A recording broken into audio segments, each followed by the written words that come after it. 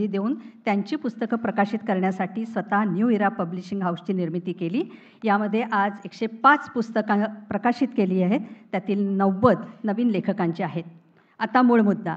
खासदार संजय राऊत यांच्या लेखणीचे शरद तांदळे जबरदस्त फॅन, चाहते, रोखठोक, त्याशिवाय अनेक सामनामधील अग्रलेख शब्द त्यांनी वाचून काढलेले आहेत. आता संजय राऊत साहेबांची भेट होणं किंवा दर्शन होणं हे आसपास सुद्धा नव्हतं किंवा हे विरळाच. पण असाच एक दिवस अचानक संजय राऊत साहेबांचा फोन आला. पुढे काय झालं ऐकूया. प्रकाशक या नात्याने न्यू इरा पब्लिशिंगचे शरद तांदळे सर यांना मी विनंती करते की आपलं मनोगत तिथं व्यक्त व्हावं.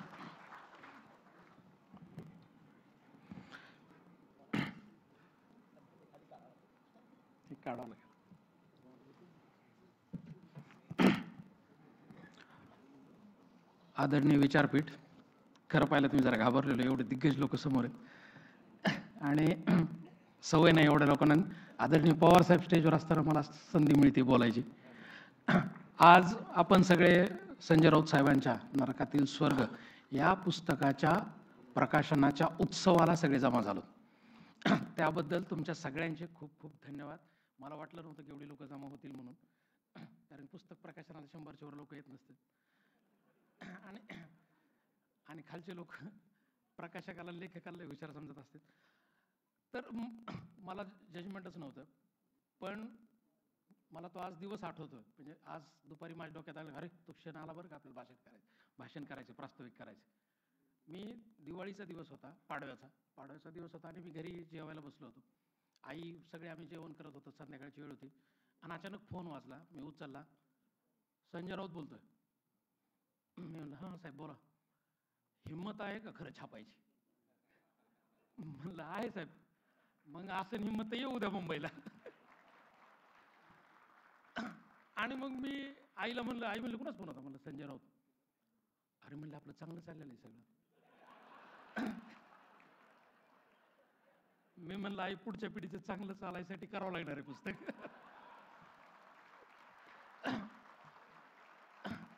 आणि राऊत साहेब मला तोपर्यंत एवढंच एका वाक्यात माहित होते, 100 दाऊद की एक राऊत की. आणि टीव्ही लागला की राऊत साहेब दिसायचे आणि ते कायम आक्रमक असायचे. म्हणलं आता नाही म्हणलं ते तिथे गेल्यावर मारतात का काय. आणि मी गेलो त्यावेळेस इलेक्शनचा काळ होता. मला वाटलं आपल्याला काय वेळ मिळणार नाही. बाहेर उभा राहिलो मी आणि अचानक म्हणले तांदळे का? म्हणलं. मी आतमध्ये गेलो तर ते सगळं विसरून गेले, लगेच पुस्तकावर बोलायला लागले. मी असं पुस्तक लिहिले, हे ईडीची भीती वाटते का म्हणले तुला? म्हणलं सर अजून ती अवकादच नाही झाली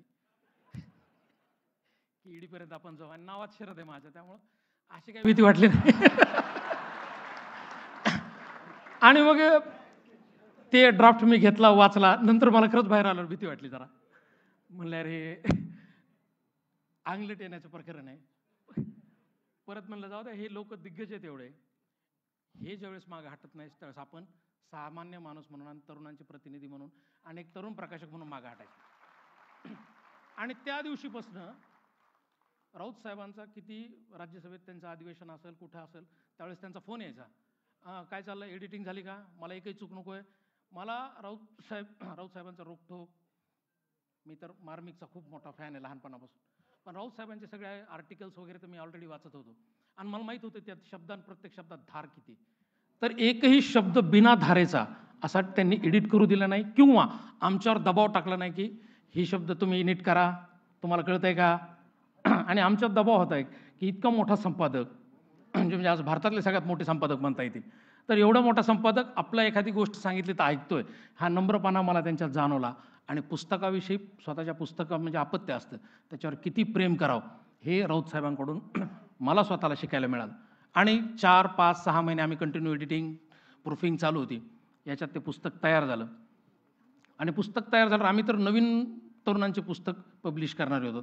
त्यात राऊत साहेबांसारखा एक अण्वस्त्राचं पुस्तक यायला म्हणल्यावर आम्ही सगळे हादरलो होतो. पण त्यांनी कुठलाही तो अविनेश न दाखवता ऑफिसवर आले, आमच्या सगळ्या एडिटर्सशी बोलले आणि सगळ्यांशी मुक्त संवाद केला. त्यामुळे हे पुस्तक आमच्या प्रकाशन संस्थेला हे स्वतःचं पुस्तक वाटलं आणि ते पुस्तक 2-3 महिन्यापूर्वी तयार झालं. तयार झाल्यानंतर आम्ही म्हणले पब्लिश कधी करायचं, तर साहेबांनी तारीख काढली की 17 मेला करू आणि 17 मेला प्रकाशनाची तारीख ठरली. त्याच्यात मध्येच युद्ध आलं गेल्या आठवड्यात. आणि युद्ध आल्यानंतर शुक्रवारी मी जरा दचकलो, म्हणलं युद्ध आलं, कार्यक्रम चालतो की नाही, कारण की देशप्रमाणे सगळा देश पेटला होता. मी म्हणलं साहेब आपण कार्यक्रम पोस्टपोन करू. रात्री फोन केला 11 म्हणलं साहेब पोस्टपोन करू, जूनमध्ये कार्यक्रम. साहेब म्हणले नाही नाही हे सोमवारपर्यंतचं नाटक आहे म्हणले, आपला कार्यक्रम वेळ झाला. मी म्हणलं एवढा कॉन्फिडन्स, सोमवारपर्यंत नाटक. आणि मी म्हणलं ठीक आहे आपल्याला काही बोलता येत नाही राऊत साहेबांना. म्हणलं ठीक आहे 17 तर 17. आणि त्या दिवशी मग साहेबांना म्हणलं साहेब लोक पुस्तक मागायलेत, ऑफिसर यायलेत, काही जण ऑफिसर येऊन पुस्तक द्या म्हणालेत. साहेब म्हणले देऊन टाका. आणि आम्ही 14 पासून पुस्तक द्यायला सुरुवात झालं, प्रतिक्रिया यायला सुरुवात झाल्या. मी तुम्हाला सगळ्याला सांगतो की काल एका दिवसात 3000 पुस्तकं सेल झाले. आणि विशेष म्हणजे इंग्लिश आणि हिंदी पुस्तकाचे सुद्धा आमच्याकडे ऑर्डर्स आल्यात. आणि मला आत्ता सांगायला आनंद होतो की नरकातील स्वर्ग ह्या पुस्तकाचं इंग्लिश आणि हिंदीचं भाषांतर शेवटच्या टप्प्यात आहे. जुलैमध्ये दिल्लीमध्ये त्याचा प्रकाशनाचा कार्यक्रम होईल. आणि मला साहेब म्हणले, साहेबांनी पुस्तकात बी लिहिले फार साहसी आहे तांदळे. सर साहसी वगैरे नाही आहे, पण लहानपणापासून यशवंतराव चव्हाण, प्रबोधनकार ठाकरे आमच्या नसा जिरलेले आहेत, त्यामुळे ही सहज डेअरिंग आमच्यात आली आहे. तर नवीन पिढीला ह्या पूर्ण विचारमंचाकडून खूप अपेक्षा आहेत. जी लोक जे राजकारणात तरुण नाही आहेत ती सुद्धा ह्या पुस्तकाकडे सकारात्मकतेने पाहत आहेत, हे मला डेली दिसतंय. तर धन्यवाद साहेब, राऊत साहेब, की तुमची आमच्यासारख्या नवीन प्रकाशकाला संधी दिली आणि आमचे शेअर्स वाढून दिले. नाही मध्यंतरी ड्रोनचे वाढले होते, तसे आमचे वाढतील आता. तर संजय राऊत साहेब तुमचे खूप खूप धन्यवाद. निश्चित हे पुस्तक महाराष्ट्रातल्या कानाकोपऱ्यातल्या प्रत्येक तरुणांपर्यंत, प्रत्येक माणसांपर्यंत पोहोचेल ही प्रकाशन संस्था मी तुम्हाला आश्वासित करतो आणि धन्यवाद देतो. धन्यवाद.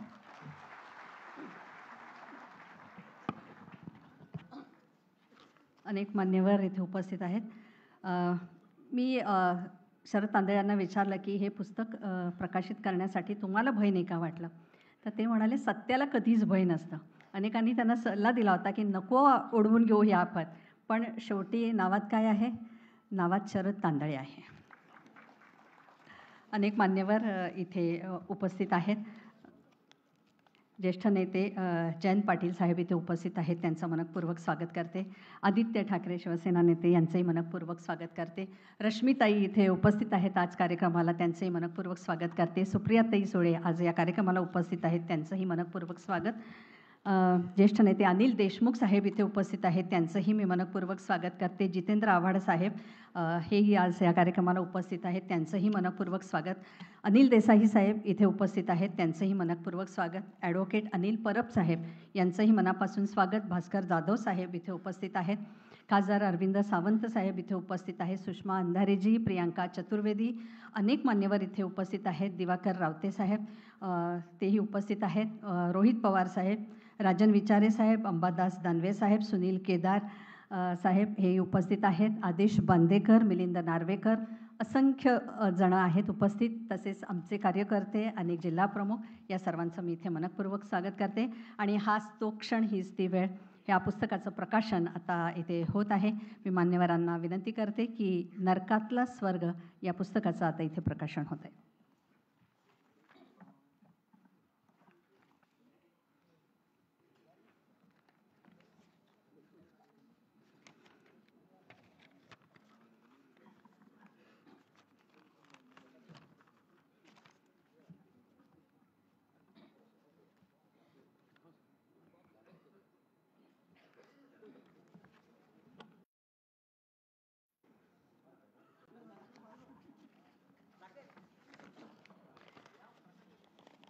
सामना आणि न्यू इरा पब्लिशिंग हाऊस यांच्या संयुक्त विद्यमाने आजचं हे पुस्तक आज प्रकाशित होत आहे.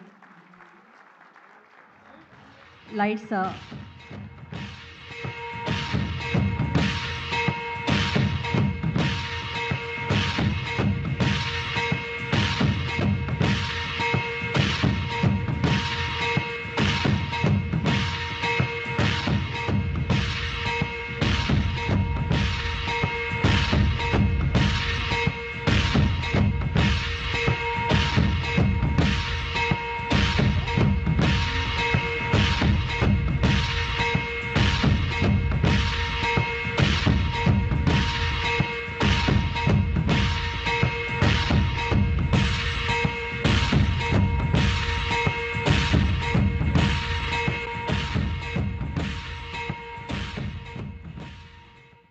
खासदार संजय राऊत यांना अटक झाली आणि तुरुंगात रवानगी झाली ही बातमी सगळीकडे वाऱ्यासारखी पसरली. पण माझ्यासकट अनेकांना म्हणजे अधिकाधिक जनतेला असं वाटलं की मोठ्या माणसांच्या किंवा राजकीय नेत्यांना अटक वगैरे झाली तर ते कष्टाचं नसतं. तुरुंगात सगळ्या सोयीसुविधा उपलब्ध असतात. किंबहुना तुरुंगाच्या आत गेल्यानंतर म्हणजे हा चित्रपटांचा प्रभाव, मागच्या दाराने बाहेर येऊन उत्तम हॉटेलात त्यांची सोय केली जाते.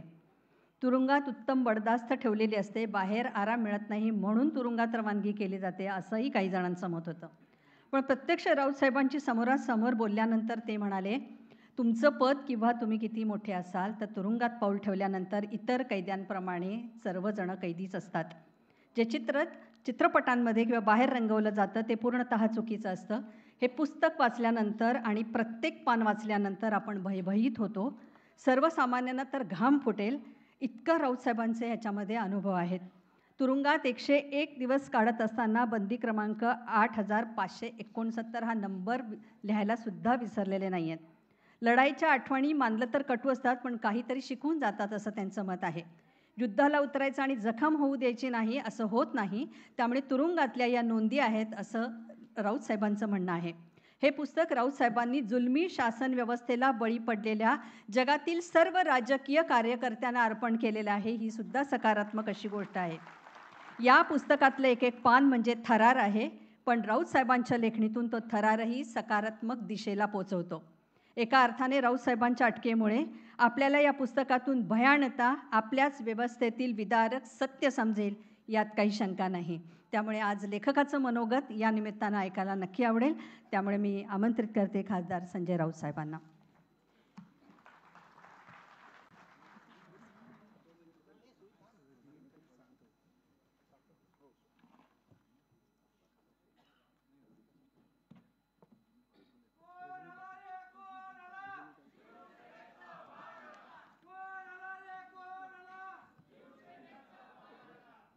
एका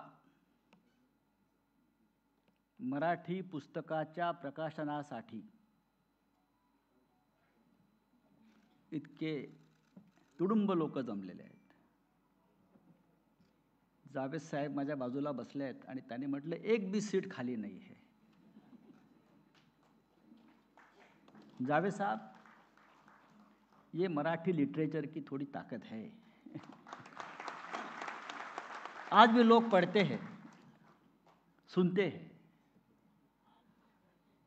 सर्व उपस्थित व्यासपीठावरील सन्माननीय जावेद अख्तर साहेब, जे आपल्या आजच्या कार्यक्रमाचे प्रमुख पाहुणे आहेत, आणि त्यांच्या इतकी योग्य व्यक्ती आजच्या कार्यक्रमाला लाभली असती असं मला वाटत नाही. ते नुसते कवी, लेखक, पटकथाकार नाहीत. जिथे जिथे अन्याय होईल, देशात जिथे काही चुकीचं घडेल, तिथे जावेद साहेब हे सातत्यानं आपला आवाज उठवीत असतात. आणि म्हणून जावेद साहेबांचं इथे असणं हे अत्यंत आमच्यासाठी प्रेरणादायी आहे. माननीय शरद पवार साहेब, त्यांच्याशिवाय हा कार्यक्रम होऊच शकत नाही. माझा तेही पडद्यामागे अशा अनेक लढाया आमच्यासाठी लढत राहिले आणि समोरून लढत असतात. माननीय उद्धव साहेब, माझे सर्वोच्च नेते, मित्र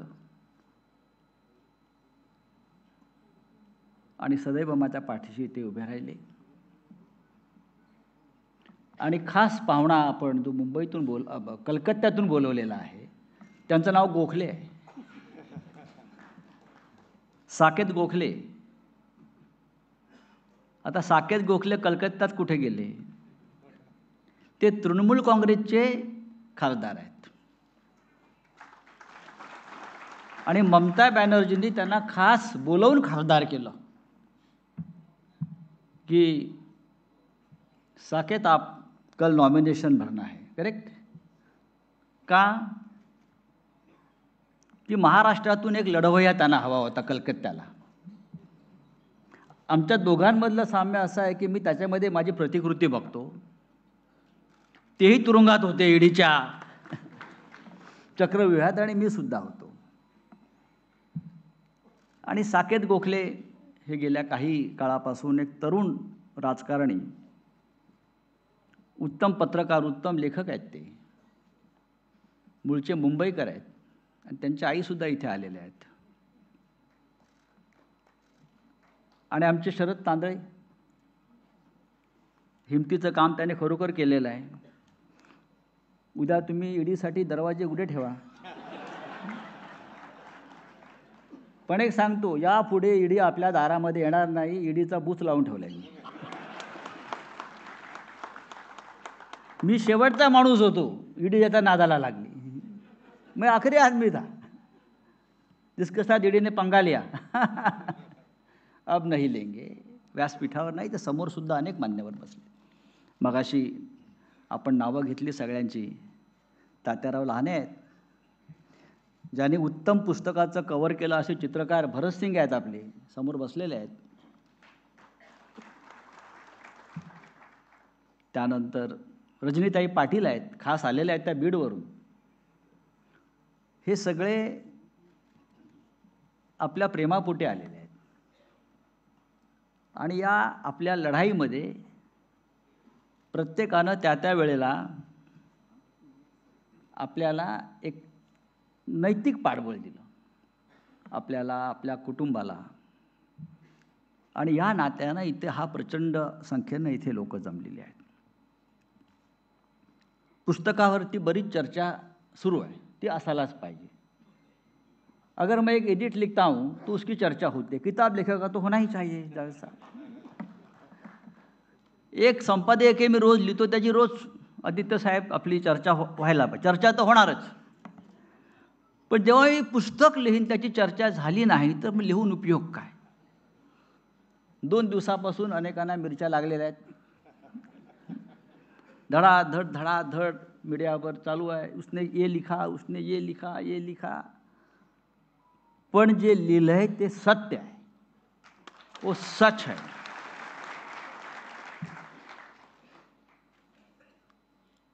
आणि माझी ओळख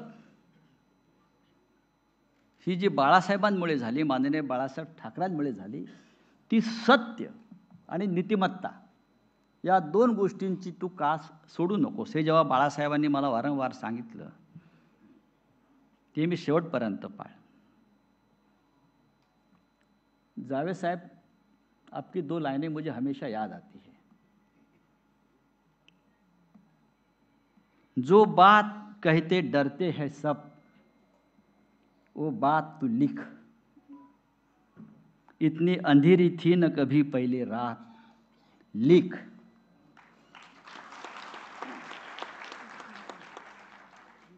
घाबरून नहीं, डरना नहीं है, लिखो. जो बात आपको कहनी है, जे सांगायचं आहे तेही सांगा, आणि जे तुम्ही बोलू शकत नाही ते तुम्ही ठामपणे लिखा. लिख. बहुत जोर से कहा है जावेद साहब ने, लिख. हम लिखने वाले लोग हैं, हम बोलने वाले भी लोग हैं. मी यांच्या कार्यालयात गेलो होतो न्यू इराच्या. त्यानंतर हे आम्हाला एका ठिकाणी जेवायला घेऊन गेले. एक तरुण मुलगा आला आणि तुम्हाला भेटला, फोटो काढला आणि मला म्हटलं, तुमच्यासाठी मला एक ओळ म्हणायची आहे, शायरी. मी म्हटलं, अरे जाऊ दे, मला उशीर झाला आहे. नाही, तुम्हाला ऐकावंच लागेल. आणि मग म्हटलं, अरे हो बरोबर आहे, मी असाच आहे. तो काय म्हणाला, तुमच्यासाठी मी एक शायरी सुनावतो म्हटलं. लाख तलवारें बड़ी आती है गर्दन की तरफ, लाख तलवारें बड़ी आती है गर्दन की तरफ, सर झुकाना नहीं आता तो झुकाए कैसे. आम्ही त्या पंथातले लोक आहोत. आम्ही वाकणार नाही. साकेत वाकला नाही, संजय सिंग झुकला नाही, बरोबर ना. आमचे अनिल देशमुख बसलेले आहेत समोर. आम्ही ठरवलं की काही झालं तरी या जुलमी शासन व्यवस्थेच्या या रणगाड्यासमोर आपण झुकायचं नाही, आपण लढत राहायचं. कोणीतरी लढावंच लागेल. हे जेव्हा पुस्तक आम्ही तुरुंगात आम्ही लिहायचं ठरवलं, तेव्हा मी त्यांनाही प्रेरणा दिली, आमच्या देशमुखांना. वेळ घालवायचा आहे ना, जेल में 1 मिनिट 1 साल जैसा लगता है. जेव्हा तुम्ही आतमध्ये जाता, अंदर जाते हो ना आप, वो छोटा दरवाजा होता है एक पीला कलर का, इतना सा, वो दीवार में होगा शायद, या शोले में होगा. वो ऐसा झुक कर जाना पड़ता है और झुक कर निकलना पड़ता है. वैसा ही है. तेव्हा तुम्ही आतमध्ये गेल्यावर तुमचं जगाशी संबंध पूर्ण तुटतो. आणि परत बरोबर ना, त्यांना अनुभव आहे थोडासा. आणि मग तुम्ही करायचं काय? बाहेरचा संपर्क नाही, संबंध नाही, त्या भिंती बघायच्या फक्त दगडाच्या आणि दिवस काढायचे. अशामध्ये लिहिणं, वाचणं, चांगला विचार करणं सकारात्मक, आणि उद्या मी कदाचित बाहेर पडेन हा चांगला विचार करायचा. कधी देशमुख साहेब बाहेर पडले, आज तुमचा जामीन होणार आहे, डोंट वरी. असं कधी मी गेलो, तुमचं आर्ग्युमेंट चांगलं झालं. ह्याच्यामध्ये आमचे 2, 4, 5 महिने असे निघून जातात. आणि त्यातून एखादा कोणी सुटलाच त्या अख्ख्या परिसरात, तर तो कसा सुटला त्याच्यावरती ते अख्खं जजमेंट घेऊन त्याचा अभ्यास करायचा. साकेत बरोबर ना? अरे वो छूट गया यार, तो सुटला, त्याचं जजमेंट मागवा. मग आमचे तिथे प्रवीण राऊत बसले, ते अख्खं जजमेंट वाचणार.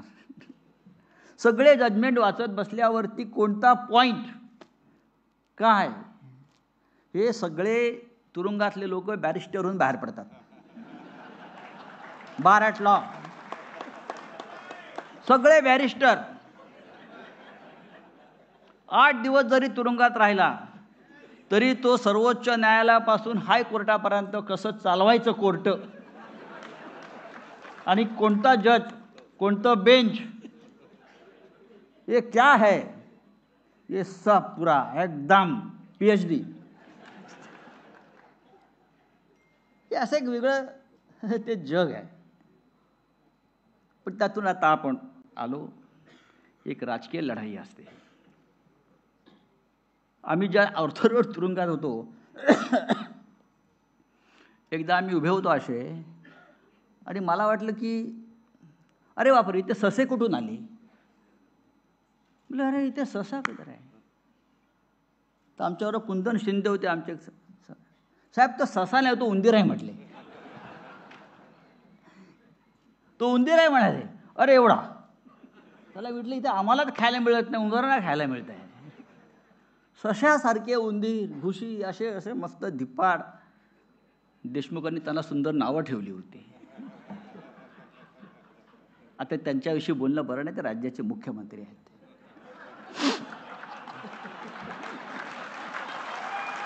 आपण मर्यादा पाळल्या पाहिजे.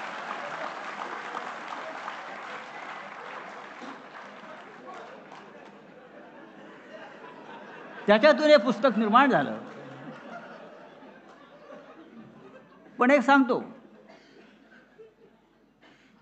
तुरुंगाचं वैशिष्ट्य असं आहे की माझा रोज सामनातला अग्रज दर दिन मेरा एडिट बाहर आता था. कैसे? गवर्नमेंट ने इंक्वायरी कमीशन लगाया था, सामना का एडिटोरियल बाहर कैसा आ रहा है. रोज माझा रोकठोक बाहर यायचं कॉलम, सब मेरा कॉलम आता था, मेरा एडिटोरियल दर दिन आता था. मैं खुश था बहुत, मेरा काम हो रहा है. अंदर की बात अंदर, मेरा काम तो हो रहा है, अखबार तो निकल रहा है ना, लढाई तो जारी है. पण या सगळ्या जरी कटू आठवणी असल्या तरी माझ्यासारखा माणूस जो आहे तो कधी मनानं खचत नाही. कारण मी ज्यांच्याबरोबर काम केलेलं आहे, माननीय शिवसेना प्रमुख बाळासाहेब ठाकरे, त्यांनी सदैव आम्हाला तीच प्रेरणा दिली, खचू नका, आत्मविश्वास हा महत्त्वाचा आहे. मी एकदा ईडीच्या याच्यामध्ये होतो, कोठडीमध्ये, आणि सरकारवर भयंकर टीका करणारं माझं रोखठोक प्रसिद्ध झालं. मी ईडीच्या आतमध्ये बसलो आहे आणि सगळ्या नॅशनल चॅनलला बातम्या, संजय राऊत तो जेल में है लेकिन लिखा किसने. ते 2 अधिकारी रात्री आले उठवायला मला, क्या स्टेटमेंट लेना है म्हटले. बोले क्यों स्टेटमेंट लेना है भाई, वो आप यहाँ बैठे हैं 4 दिन हो गया और आपका आर्टिकल आज पब्लिश हो गया, पूरा टीवी पे चल रहा है. राज्यपालावरती काहीतरी मी लिहिलं होतं आमच्या तेव्हाच्या टोपीवाल्या, की हे कसे महाराष्ट्रद्रोही आहे. आणि ती इन्क्वायरी लागली तर मी म्हटलं लिखो मेरा स्टेटमेंट ले लो आप. मैं पहले लिख कर आया था, मुझे मालूम था ये गंदगी करने वाला है. हे लिखो, स्टेटमेंटमध्ये आहे माझ्या ते, आप लिखो. 11:30 वाजता मला उठवलं त्याने, स्टेटमेंट लेना है हमको, ऊपर से मैसेज है कि स्टेटमेंट ले लो उनका, ये कैसा गया आर्टिकल यहाँ से. बोलो आपके यहाँ तो सीसीटीवी फुटेज आप देख लो कैसा गया हो. हे पुस्तकाच्या या कथा फार सुंदर आहेत, रोमांचक आहेत. साकेतने माझ्यापेक्षा वाईट दिवस काढलेले आहेत. साकेत साबरमती जेलमध्ये होता, विचार करा, गुजरातच्या. साकेतला एअरपोर्टवरनंच उचललं होतं का साकेत, बरोबर ना, तुला एअरपोर्टवरनं उचललं. साकेत 7 महिने तुरुंगात होता. त्या मानानं आम्ही थोडे कमी राहिलो. त्याचा अनुभव जास्त आहे, तो ज्येष्ठ आहे त्या बाबतीत मला. पण पुस्तक तयार झालं. 80% पुस्तक तुरुंगात लिहून झालं. 20% लिहायला 2 वर्ष लागली. 2 वर्षानंतर वेळेस निवडणुका आल्या, मग घरच्याच आमच्या मुली सगळ्या, बाबा लिहा पूर्ण करा, लिहा पूर्ण करा. शेवटी ते लिहून झालं पुस्तक, ते प्रसिद्ध झालं आहे. आणि अत्यंत महत्त्वाची गोष्ट, आम्ही ज्या कसाबच्या बॅरॅकमध्ये राहिलो होतो, ते बॅरॅक कोणी बनवलं, आमच्या जयंत पाटलांनी.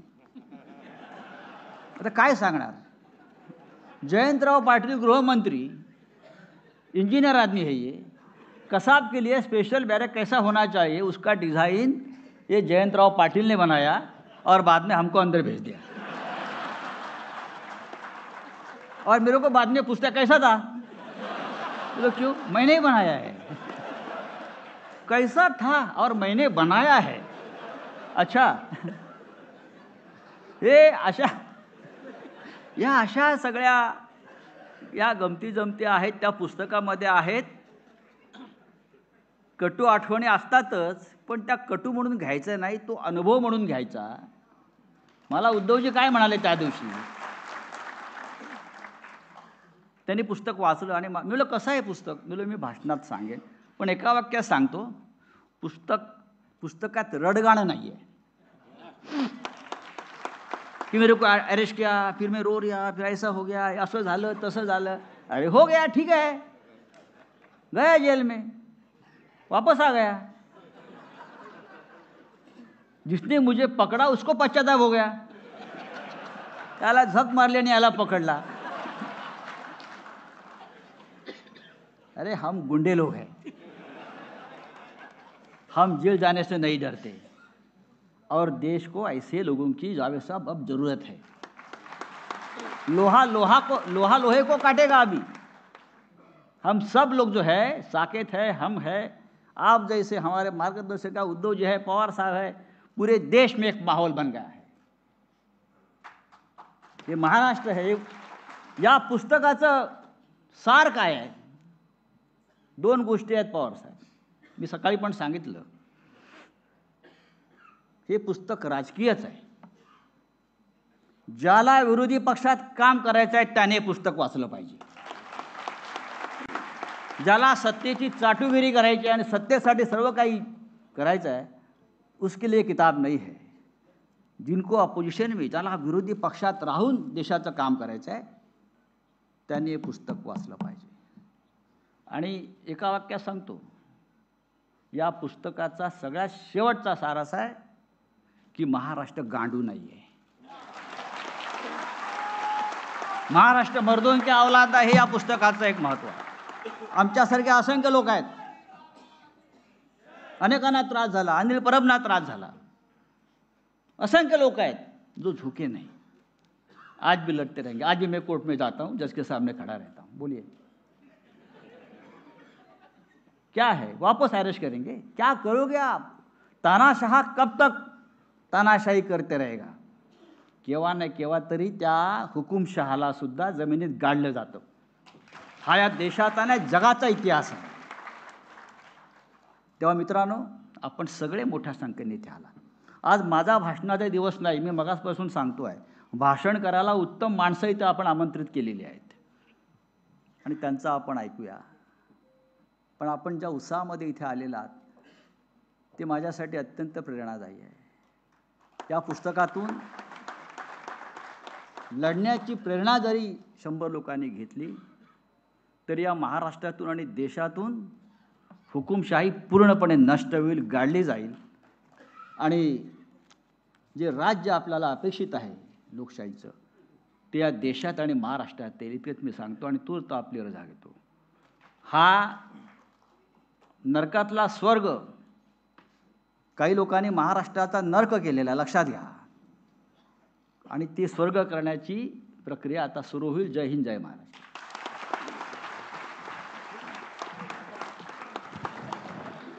इतक्या हसत खेळत राऊत साहेबांचं हे मनोगत ऐकल्यानंतर नरकातला स्वर्ग हे पुस्तकाचं नाव किती ॲप्रोप्रिएट आहे आपल्याला पटेलच.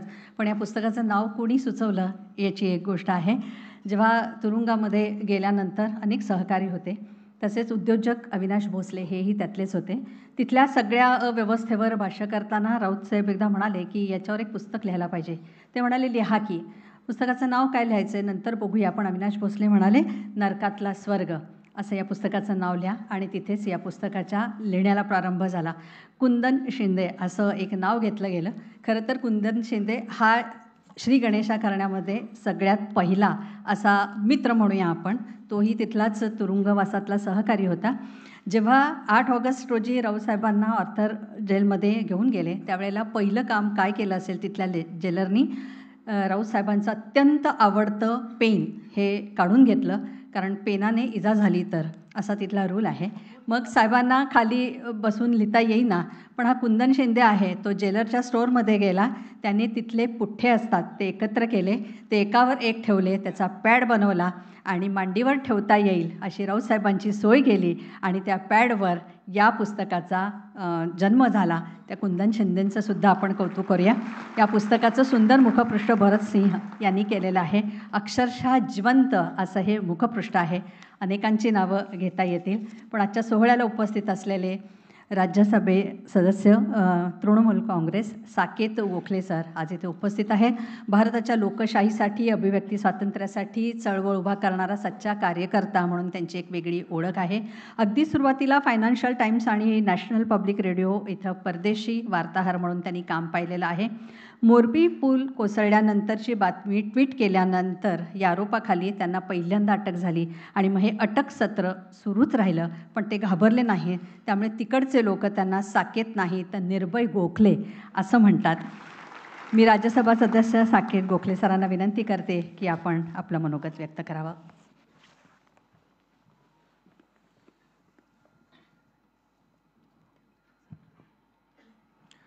नमस्कार.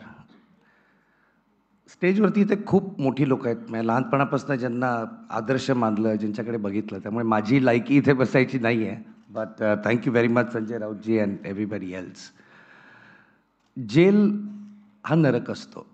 सुरुवातीला कोणीतरी म्हणत होतं की बॉलिवूड पिक्चरमध्ये दाखवलं जातो किंवा टी व्हीमध्ये दाखवलं जातं. एक परसेप्शन असतं लोकांचं की कोणी पॉलिटिशियन जेलमध्ये गेला VIP फॅसिलिटीज असतात, AC असतो, हे असतो. हकीकत हे आहे की जर का तुम्ही विरोधी पक्षाचे नेते असाल आणि तुम्हाला जेलमध्ये टाकलं, वाईटातल्या वाईट ट्रीटमेंट असेल त्याच्याहून वाईट ट्रीटमेंट तुम्हाला दिली जाते. कारण त्याचं रिझन असतं की तुम्हाला कुठेतरी तुमची पाठ मोडायची, तुम्हाला तोडायचं.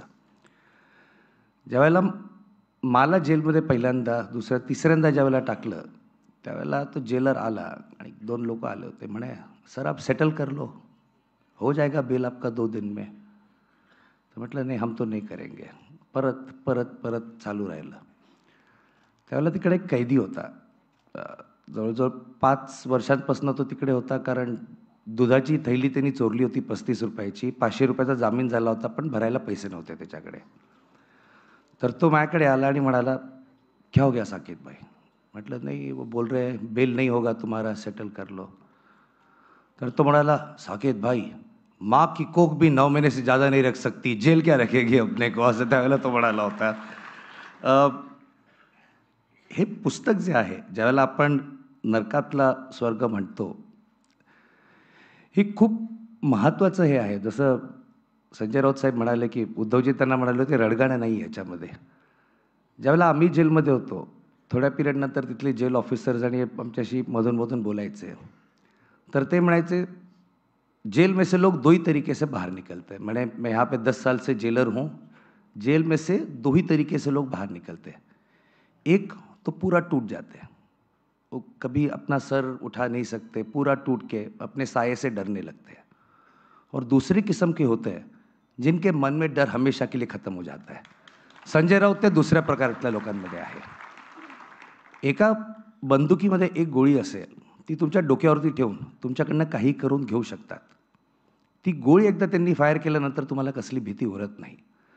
संजय राऊतांना डोक्यावरती बंदूक असतानाही भीती नव्हती आणि गोळी झाडल्यानंतर सुद्धा त्यांना त्याच्याहून कमी भीती होती त्याच्या मनामध्ये. But that is the kind of person he is. राजकारणामध्ये सगळ्यात अंडररेटेड गोष्ट म्हणजे मी तर खूप नवीन आहे, जे मागच्या 2-5 वर्षात मी शिकलो आहे की जी गोष्ट तुम्ही काही पैसे द्या, काही करा, मिळू शकत नाही, ती म्हणजे एकतर विश्वास आणि दुसरं म्हणजे इमानदारी. आज खूप लोक आमच्यासारखी तुरुंगात राहू शकली, आम्ही आतमध्ये पिरियड काढला, हॅरॅसमेंट झाली, सगळं झालं, पण मनात एकच होतं. अनिल देशमुख साहेबसुद्धा इथे आहेत की माझे नेते जे आहेत ते शरद पवार साहेब असो, उद्धव ठाकरे साहेब असो की ममता बॅनर्जी आहोत, आम्ही गद्दारी करणार नाही त्यांच्याबरोबर. आणि हे तुमच्या मनात जर का असेल आणि त्यावेळेला हेही लक्षात ठेवायचं की आम्ही, आणि मी त्यांच्या वतीने सुद्धा बोलतो आहे की या ज्या 3 पक्षाचे लीडर्सचे मी नावं घेतली, ते मला गॅरंटी आहे की प्रत्येकाच्या पाठीशी आपल्या आपल्या नेत्याच्या पूर्णपणे ठामपणे, नॉट जस्ट त्यांच्यावर, त्यांच्या परिवाराच्या पाठीशी सुद्धा उभे राहिले. ही इमानदारी जी असते आणि हे प्रेम जे असतं, हे बाकीची लोक समजू शकत नाहीत. भीती मनात घालणं फार सिंपल असतं. तुमच्या मनात जेलची भीती घालणार, आणि PMLA जो कायदा आहे, ज्याच्या खालती संजय राऊतजींवरती केस झाली, माझ्यावरती झाली, अनिल देशमुख साहेबांवरती झाली, तो कायदा असा आहे की त्या कायद्याच्या अंडर सरकारला प्रूव्ह नसतं करायचं की तुम्ही गुन्हेगार आहात. तुमच्यावरती जबाबदारी आहे की मी गुन्हा केलेला नाही हे तुम्ही सिद्ध करायचं कोर्टामध्ये, नुसतं बेल मिळण्यासाठी. त्यामुळे त्याच्यात एक कमीत कमी 3 ते 6 महिने माणसाचे गॅरंटीड जेलमध्ये जातात. तुमच्यावर केस केली, तुम्ही 3 ते 6 महिने काढणार आहे. ही भीती लोकांच्या मनात घालून एक एक करून पक्ष तोडणं, लोक तोडणं, म्हणजे ज्यांच्यावरती आधी केस होत्या ते आज मग मंत्री बनतात आणि उपमुख्यमंत्री बनतात आणि जे काय होतं. पण हे अशा पद्धतीने या ईडीचा वापर होतो. पण हे होण्याचं एक महत्त्वाचं कारण की आपली न्यायव्यवस्था, आपली ज्युडिशरी जी आहे ती पूर्णपणे फेल झालेली आहे. सरकारवरती अंकुश असतो तो न्यायव्यवस्थेचा असतो. जेव्हा न्यायव्यवस्था काम करत नाही, जेव्हा तुमचं बेल ॲप्लिकेशन कोर्टासमोर येत नाही, जेव्हा पिटिशन फाईल केलेले असतात त्याच्यावरती जजेस बसून राहतात, पुढे हे करत नाहीत, त्यानंतर सरकारची हिंमत वाढते क्योंकि हमारे ऊपर किसका काबू रहेगा. मग त्यावेळेला सरकारमध्ये भीती कोणामुळे बसते? न्यायव्यवस्थेमुळे बसत नाही, ती तर त्यांच्या हाताखालती आहे. ती संजय राऊत सारख्या माणसांमुळे बसते की इसने कल हमको काटा, आता आम्ही त्याला जेलमध्ये टाकलं, आता उद्या तर तो आम्हाला सोडणार नाही बिलकुल. मी राज्यसभेत बघतो त्यांना रोज, ज्या प्रखरपणे ते आधी बोलायचे त्याच्याहून 10 पट जास्त पद्धतीने ते बोलतात. आता आमचे व्हाईस प्रेसिडेंट वेळ देत नाही बोलायला, ती वेगळी गोष्ट आहे, पण त्यांचं भाषण तुम्ही ऐकलं, त्या माणसाच्या मनात भीती नाही. तो माणूस तुम्ही आतमध्ये टाकलात, तुम्ही त्याच्याहून मोठा राक्षस या गव्हर्नमेंटने स्वतःसाठी क्रिएट केला यांना जेलमध्ये टाकून. त्यामुळे जेल हा जो प्रकार असतो त्याच्यामध्ये खूप प्रकारचे लोक भेटतात, खूप प्रकारची वेगळे तुमचे अनुभव असतात, हे करतात.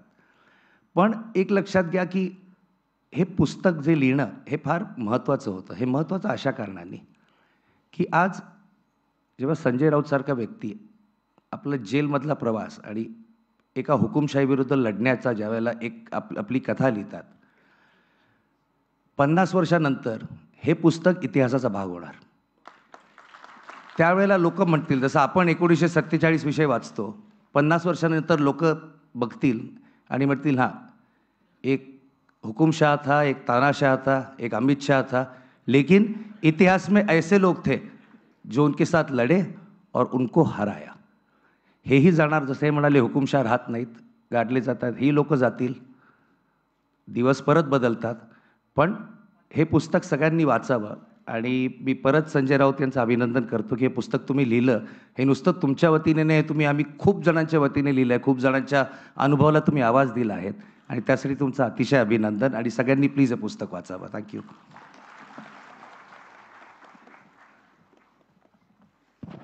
धन्यवाद सर, तुम्हाला खूप खूप शुभेच्छा. ज्येष्ठ नेत्या रजनीताई पाटील यांचंही मनपूर्वक स्वागत करते. ज्येष्ठ नेते उल्हासदादा पवार इथे उपस्थित आहेत, त्यांचंही मनपूर्वक स्वागत. ज्येष्ठ नेते बाजीराव शेठ यांचंही मनपूर्वक स्वागत करते. सकारात्मकता म्हणजे किती पराकोटीची सकारात्मकता राऊतसाहेबांच्या अंगी आहे. इथे आत गेल्यानंतर कसाबचं भूत दिसतं अशी एक अफवा होती. म्हणजे अनेक जण झोपायचे नाहीत, कारण रात्री कसाब प्रत्यक्ष दिसायचा असं सगळे म्हणायचे.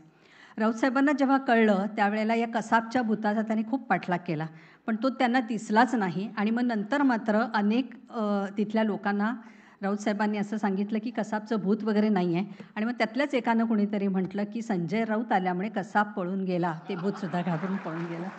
इतकी सकारात्मकता आज आहे. त्यामुळे आज पुस्तकाचा गाभा जरी खूप संवेदनशील असला तरीसुद्धा हास्य सगळ्यांच्या चेहऱ्यावर आहे. आणि हे पुस्तक वाचल्यानंतर नक्कीच तुम्हाला त्यातून काहीतरी मिळेल. आजच्या या कार्यक्रमाला आदरणीय पवारसाहेब इथे उपस्थित आहेत. ज्येष्ठ श्रेष्ठ राष्ट्रवादी पक्षाचे अध्यक्ष, याच्या पलीकडेही पितामह अशी जर त्यांना पदवी दिली तर ती औचित्यपूर्ण ठरेल. जिथे संकट आहे, जिथे कुणाला त्रास आहे, तिथे धावून जाणारे पवारसाहेब हे पितामह म्हणून आपण त्यांचा उल्लेख करू. मी त्यांना विनंती करते की त्यांनी आपलं मनोगत इथे व्यक्त करावं. आज बरोबर वेळेच्या आधी 1 तास ते इथे उपस्थित आहेत, तर आपण मनपूर्वक त्यांचं कौतुक करूया.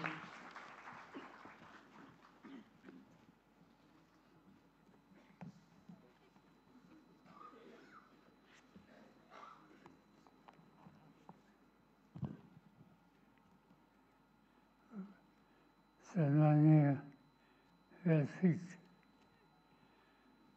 आणि आपण सगळे बंधू भगिनी,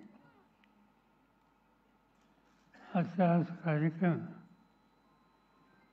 एक लक्षात राहणारा असा हा आजचा कार्यक्रम आहे. संजय राऊत यांनी जे काही 100 दिवस अर्थात या माहीत असलेल्या जेलमध्ये घालवले आणि तिथले सगळे अनुभव लिखित स्वरूपामध्ये आपल्या सगळ्यांचं समोर मांडले.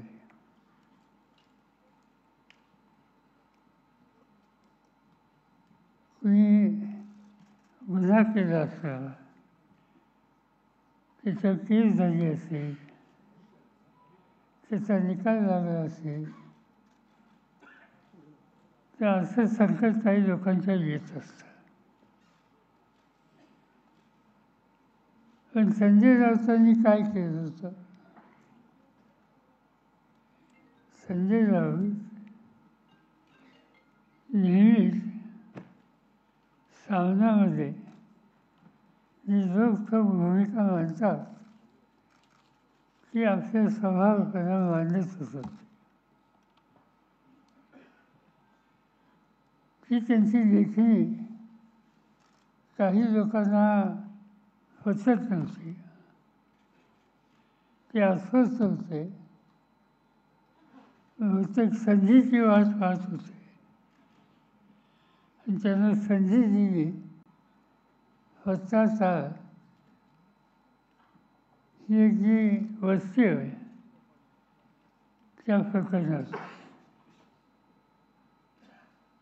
वस्ताताईमध्ये कष्ट करणारे मध्यमवर्गीय लोक राहत होते आणि त्यांच्या निवाऱ्याचा काही प्रश्न निर्माण झाला त्या चालकऱ्यांना घरं मिळावी अशा प्रकारची मागणी त्यांच्याकडे होती आणि ते होते संजय राऊतांच्याकडे. आणि त्याच्यामध्ये संधी मिळाली की त्यांच्या नेहमीच्या लिखाणामुळे जे दुखावलेले होते त्या शासकीय यंत्रणेला ईडी यांचं योगदान या प्रकरणात अधिक आहे. आणि ईडीने जी केस केली त्याच्यामध्ये संजय राऊतांचा यत्किंचितही संबंध नसताना त्याच्यामध्ये त्यांना गुंतवण्याच्या संबंधीची जिचा अन्याय होतो, अत्याचार आहे, त्याच्या विरुद्ध सामना उभा राहतो. आणि ते काम अखंडपणाने त्यांचं चालू होतं.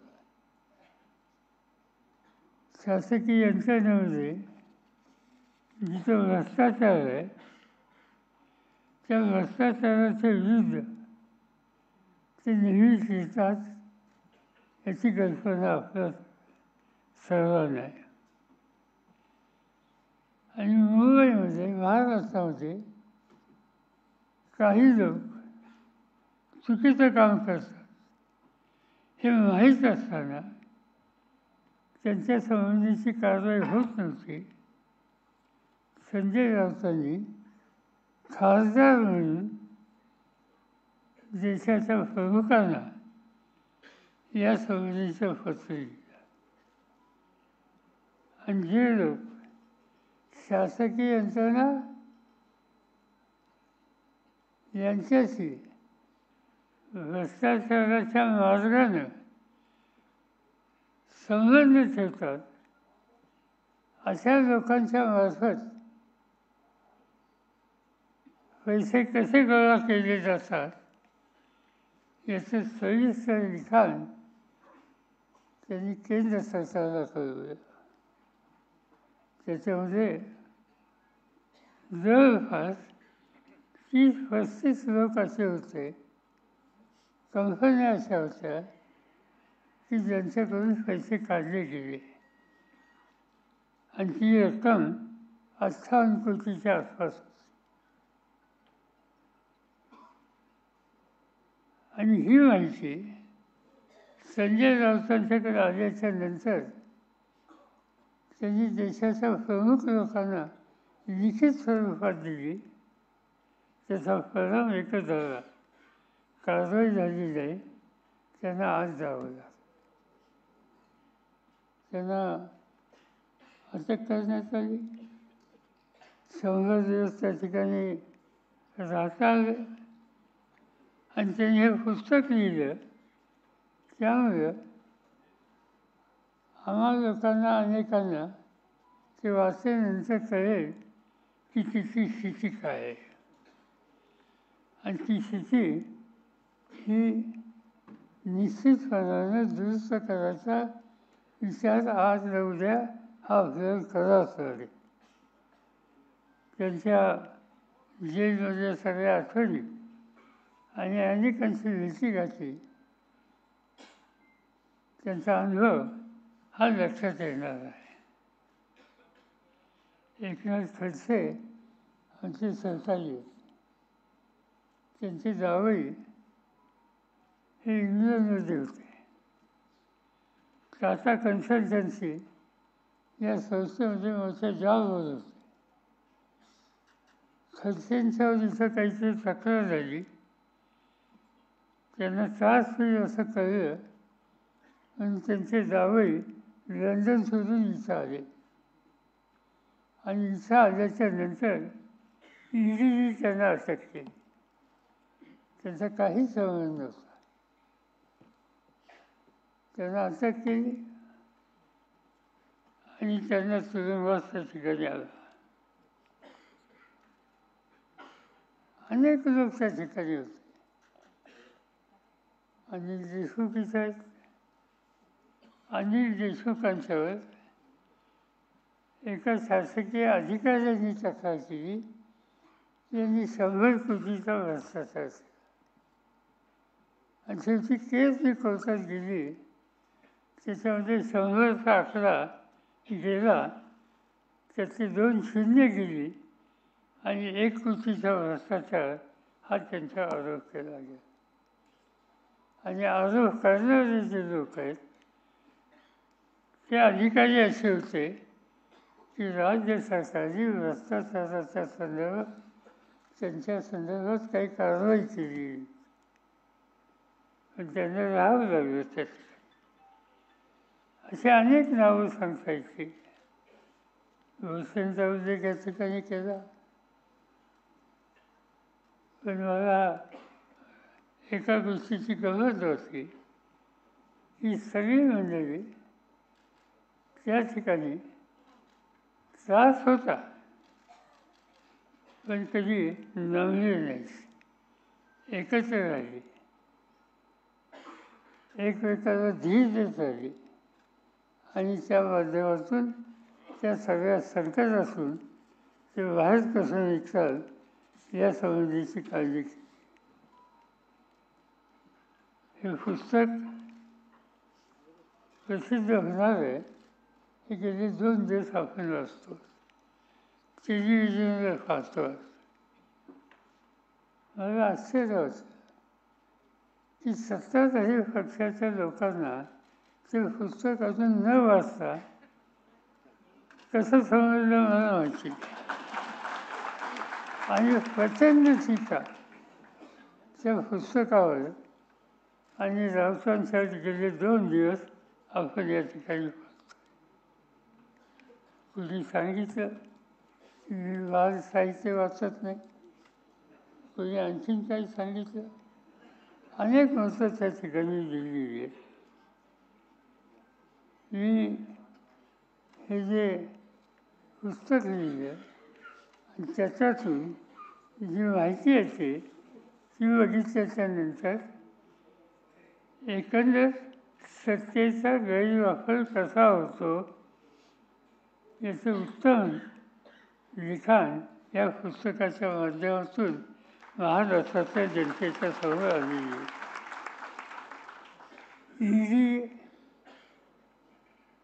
ही जी यंत्रणा आहे ती कशी वाचते याचं उत्तम लिखाण या पुस्तकामध्ये आहे. मला आठवत आहे केंद्र सरकारच्या मंत्रिमंडळात त्यावेळी होतो. चिदंबरम आमचे सहकारी होते आणि चिदंबरमने कायद्यामध्ये कशी दुरुस्त करायची आवश्यकता आहे या संबंधीचा प्रस्ताव हा मंत्रिमंडळाच्या समोर आणला. तो वाचायच्या नंतर मी डॉक्टर मनमोहन सिंगांना सांगितलं की हे जे प्रस्ताव आहे हा अत्यंत घातक आहे, हा आपण करता कामा नये. त्याचा उल्लेख या ठिकाणी केला गेला की ज्याला गुन्हेगार म्हणतो, पोलीस म्हणतात, ईडी म्हणतात, त्यांनी स्वतः मी गुन्हा केला नाही हे सिद्ध करत आणि त्या संबंधीची तरतूद ही कायद्यामध्ये प्रस्तावित केली. मी स्वच्छ विरोध केला की हे करू नका. उद्या राज्य बदललं तर त्याचा परिणाम आपल्याला सुद्धा भोगावं लागेल. पण ते ऐकलं गेलं नाही, राज्य केलं आणि पहिली ॲक्शन ही चिदंबरम यांच्यावर घेतली गेली, त्यांना अटक केली गेली. सत्तेचा गैरवापर त्या ठिकाणी झाला आणि विशेषतः विरोधकांच्यावर अशा केसेस ह्या अधिक केल्या जातील ही शंका माझ्यासारख्याला होती. आता हे जे काही लिखाण केलं त्याच्यामध्ये राऊतांनी 2 राजवटीचा उल्लेख केलेला आहे. एक इंडियाच्या काळात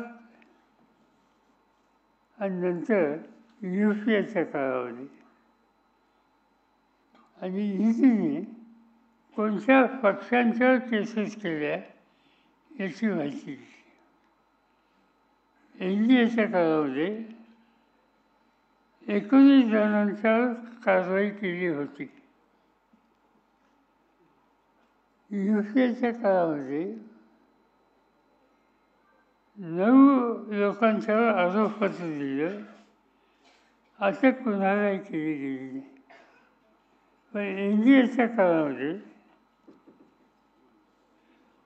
काँग्रेस, TMC, राष्ट्रवादी काँग्रेस, शिवसेना, द्रमुक, DMK, बिजू जनता दल, RJD, बसपा, समाजवादी पार्टी, TDP, आप, मार्क्सवादी कम्युनिस्ट पार्टी, नॅशनल कॉन्फरन्स, अण्णा द्रमुक, मनसे, TRS एवढ्या पक्षाच्या नेत्यांच्यावर चौकशा करून केसेस करण्यात आले. याचा अर्थ देशाचं संबंध अफूज हे तुम्ही उद्ध्वस्त करायचं या कायद्याच्या माध्यमातून हा निकाल या ठिकाणी घेतलेला होता.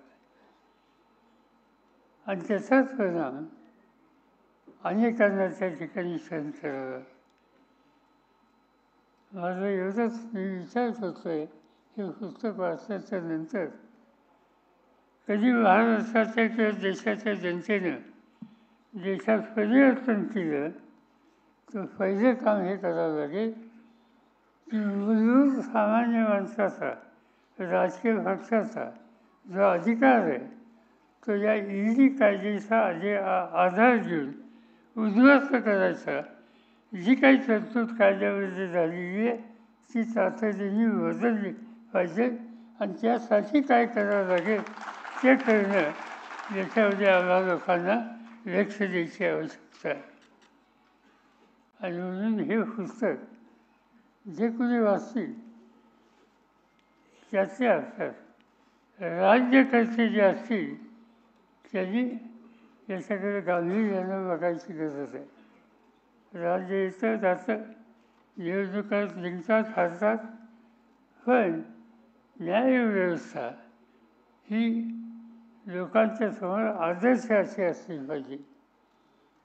ती व्यवस्था ED सारख्यांच्या हातात दिलेल्या शक्तीमुळे जर आपला निर्णय घेण्याच्यासाठी इच्छा असून सुद्धा मर्यादा येत असतील तर किती बदलाची आवश्यकता आहे याची खात्री ही आपल्या सगळ्यांना पाहिजे.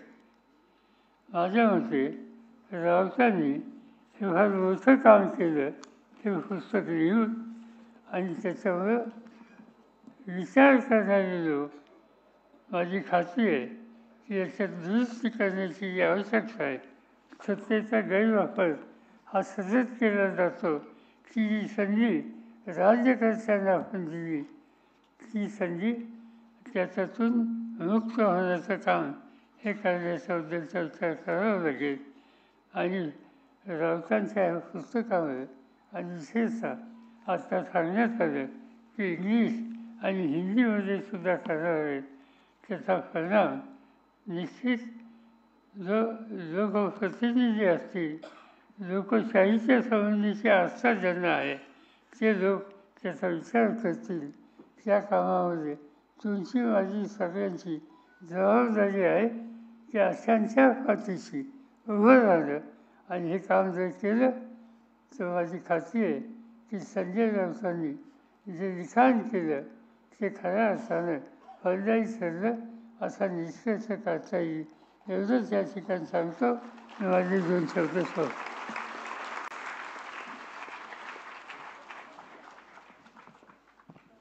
धन्यवाद पवार साहेब. खरं तर पुस्तक वाचल्यानंतर आपल्याला असं कळेल किंवा पुस्तक वाचल्यानंतर तुम्हाला सकारात्मकता कळेल असं आम्ही सारखं म्हणतो आहे, पण मला सांगायला भाग पडतं आहे की पुस्तकाची एकही प्रत उपलब्ध नाही. सगळ्याच्या सगळ्या प्रकाशकाच्या आधीच विकल्या गेलेल्या आहेत. आता हा आनंद म्हणावा की खंत? आनंद आहेच, खंत मात्र शरद तांदळे साहेब तुम्ही ती भरून काढावी. खूप खूप शुभेच्छा राऊतसाहेब. आणि मला सांगायला खूप आनंद होतो आहे की या पुस्तकाच्या हिंदी आणि इंग्रजी आवृत्तीसुद्धा लवकरच उपलब्ध होतील. आज हमारा सौभाग्य है कि जावेद अख्तर साहब हमारे यहाँ उपस्थित है. ऐसा कहते हैं कि ज्ञान का कोई देश या मुल्क नहीं होता, प्रतिभा की कोई सीमा नहीं होती, प्रतिभा पर सारे विश्व का अधिकार होता है. दिल में बसी इंसानियत किसी एक वर्ग के नहीं होता, वो हर इंसान के लोए छलकते हैं. जावेद सर आज के दौर में ज्ञान, प्रतिभा और इंसानियत के प्रतीक है. इसलिए आज सिर्फ हमारा देश ही नहीं, बाकी सारी दुनिया जावेद सर का आदर करती है, सम्मान करती है. जावेद सर, हम आप सबसे प्यार करते थे, प्यार करते हैं और प्यार करेंगे.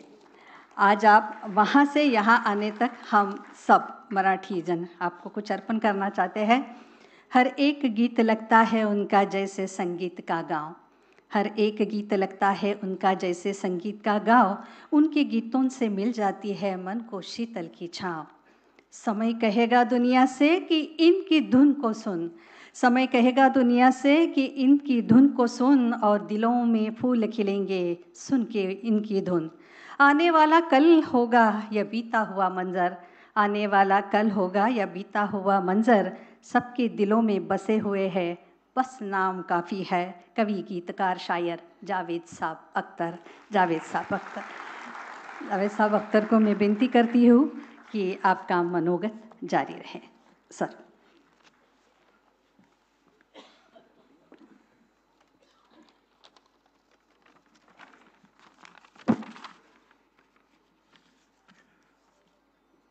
माननीय शरद पवार साहब, उद्धव ठाकरे जी जो भी आ रहे हैं,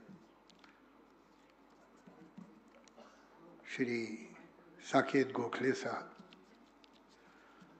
सामने बैठे अत्यंत आदरणीय देवियों और सज्जनों, और आज की बारात के दूल्हा संजय राउत साहब. ये इंसान के शरीर में जो उसके सर के अंदर एक चीज़ होती है जिसे हम मस्तिष्क कहते हैं, दिमाग कहते हैं, ये एक अजीब कंप्यूटर है.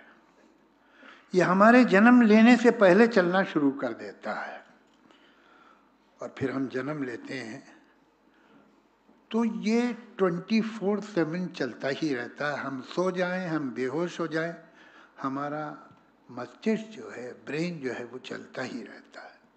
वो सपने देखता है, कुछ करता है, लेकिन काम करता रहता है. और कभी कभी जब हम मेडिकली डेड अनाउंस कर दिए जाते हैं, फिर रिवाइव होते हैं, तब भी वो चल रहा होता है. पूरे जीवन में ये जो ब्रेन है, ये एक ही बार रुकता है और पूरी तरह रुक जाता है जब आपको एक ऐसी किताब के बारे में बोलना पड़ता है जो आपने पढ़ी नहीं. अब अगर आप पुस्तक के बारे में नहीं बोल सकते तो फिर चॉइस ये होती है कि पुस्तक को लिखने के वाले बोलिए. मैं घड़ी नहीं मेरे पास, लेकिन शायद अभी IPL मैच शुरू हो गया होगा, कई दिनों से रुका हुआ था. हमारे संजय जी भी बाई टेम्परामेंट T20 के प्लेयर हैं. ये बैक फुट पे बॉल रोकने को नहीं मानते. ये क्रीज से बाहर निकल के चौवा और छक्का ही मारते हैं, और इन्हें डर नहीं लगता कि हो सकता है स्टंप भी हो जाए, मगर ये तो बॉल को बाहर ही निकालने की फिक्र में रहते हैं. मेरी इनसे कैसे परिचय हुआ और कैसे इतना मोहब्बत का रिश्ता बना, ये मैं थोड़ा सा आपको बताना चाहूँगा. जैसे किसी भी जनतंत्र में एक असेंबली, एक पार्लियामेंट की ज़रूरत है, अलग अलग विचारधारा की पार्टियों की ज़रूरत है, उनमें इलेक्शन की ज़रूरत है. एक अगर हो सके तो ईमानदार मीडिया की भी ज़रूरत है.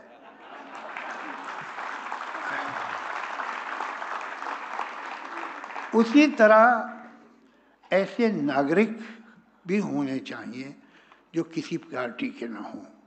उन्हें जो बात सच लगे कहें, जो बात बुरी लगे वो कहें। पार्टी लॉयल्टी नहीं कोई, सब पार्टी हमारी और कोई पार्टी भी हमारी नहीं। तो मैं भी उन्हीं में से एक हूँ। तो नतीजा क्या होता है कि अगर आप एक तरफ से बात कर रहे हैं तो एक ही लोगों को नाखुश करेंगे, लेकिन अगर हर तरफ से बात कर रहे हैं तो बहुत ज़्यादा लोगों को नाखुश करते हैं। मैं कभी आप मिलिएगा अलग तो मैं दिखाऊंगा अपना आपको ट्विटर, अपना व्हाट्सएप, जिसमें मुझे दोनों तरफ से गालियाँ आती हैं। ऐसा नहीं है, मैं बहुत थैंकलेस हूँगा और ये ना कहूँ कि बहुत से लोग अप्रिशिएट भी करते हैं, बहुत से लोग हिम्मत भी बढ़ाते हैं, तारीफ भी करते हैं, प्रशंसा भी करते हैं। लेकिन ये भी सच है कि मुझे इधर से भी जो एक्सट्रीमिस्ट गाली देता है और उधर का एक्सट्रीमिस्ट भी गाली देता है। यही सही है। अगर इनमें से एक ने गाली देना बंद कर दी तो मुझे परेशानी हो जाएगी कि मैं क्या गड़बड़ कर रहा हूँ। तो ये कहते हैं कि तू तो काफिर है और जहन्नुम में जाएगा। वो कहते हैं जिहादी, पाकिस्तान चला जा। अब अगर मेरे पास सिर्फ चॉइस पाकिस्तान और जहन्नुम यानी नरक की है तो मैं नरक ही जाना पसंद करूँगा, अगर यही बस चॉइस है। तो हुआ ये कि जब से मैं मुंबई, तो मैं आया था 19.5 साल का था। आज जो कुछ बना, जो कुछ मुझे मिला, जो कुछ जहाँ भी तो पहुँचा, ये सब मुंबई की महाराष्ट्र का कर्म है। वो तो मैं 7 जन्म भी नहीं उतार पाऊंगा। तो इतने, ये पहले तो हम दूसरे कामों, ये पिछले समझिए 30 वर्षों में कुछ होश आया कि भाई ये सब भी सोचो क्या हो रहा है देश में। तो ये सब बातें शुरू हुई तो हुआ ये कि पिछले 30 वर्षों में 4 बार मुझे पुलिस प्रोटेक्शन मिला और मैंने मांगा नहीं कभी। मैं जब घर वापस आया किसी रिकॉर्डिंग से, शूटिंग से, तो देखा पुलिस बैठी हुई है। तो हमने भाई क्यों? तो कहने नहीं, वो हमें कमिश्नर साहब ने कहा है कि आपको थ्रेट परसेप्शन है तो हम आपको बिठा रहे हैं। 4 बार में से 3 बार मुझे मुल्लाओं की वजह से मिला। ये बिल्कुल रिकॉर्ड पे है। पहली बार जब A.N. रॉय साहब थे यहाँ के चीफ ऑफ द पुलिस, उन्होंने दिया था और तभी मेरी उनसे मुलाकात हुई। मैं तो जानता नहीं था, मैंने ऐसे तब तक कोई काम किए नहीं थे कि मुझे पुलिस से मिलना पड़े। और ये 3 बार के बाद एक बार ऐसा हुआ कि दूसरी तरफ से आ गया और जो इल्ज़ाम मुझ पे लगा था वो ठीक नहीं था। तो मैंने सोचा अब ये 20-25 लोगों को मैं कहाँ अलग अलग जवाब दूंगा और मैं बताऊंगा कि मैंने क्या कहा था और क्यों कहा था। तो मैंने एक आर्टिकल लिखा, वो तो मैंने इंग्लिश में लिखा था, लेकिन मैंने सोचा कि इसे छपना कहाँ चाहिए और मेरे ध्यान में आया एक अखबार। तो मैंने उसे मराठी में ट्रांसलेट करवाया और मैंने फ़ोन किया संजय जी को कि आपसे मैं मिलना चाहता हूँ। कहने आ जाइए। मैं इनके ऑफिस गया सामना में। मैंने कहा कि सर मैं एक आर्टिकल लेके आया हूँ जो मैं चाहता हूँ सामना में छपे, कहीं और छपे ना छपे। और मैंने इन्हें दिया। वो आर्टिकल 2-3 पेज का था, इन्होंने 5 मिनट में पढ़ लिया। कहने किसने ट्रांसलेट किया है? बहुत अच्छा ट्रांसलेशन है। मतलब पहली तारीफ मेरी नहीं हुई, जिसने ट्रांसलेट किया था उसकी की आपको याद होगा। तो मैंने कहा जी बताया मैंने कि फला ने, बहुत अच्छा है, अच्छा है उसने किया है। तो अभी तक मुझे नहीं मालूम था कि ये छापेंगे, कहेंगे हाँ छाप दूंगा कि नहीं। तो मैंने कहा सर फिर मैं तो चाहता हूँ कि सामना में आए, इसलिए कि जो मैंने कहा लिखा है दिल से लिखा और यही सच है। तो कहने दिल से लिखा है और सच है तो हम ही छापेंगे और कौन छापेगा। तो वो सामना में छपा। उसके बाद वो और भी बहुत जगह छपा जो बड़े बड़े पेपर्स हैं। लेकिन मैं आपको एक बात बताऊं कि हर पेपर ने, हिंदी के भी इंग्लिश के भी, मेरा एक सेंटेंस कहीं से काट दिया, एक पैराग्राफ कहीं से कम कर दिया। वो पूरा आर्टिकल सिर्फ सामना में छपा। ये सच। तो मैं तो इनका भक्त हो गया, आंखें खोल के, अंध भगत नहीं।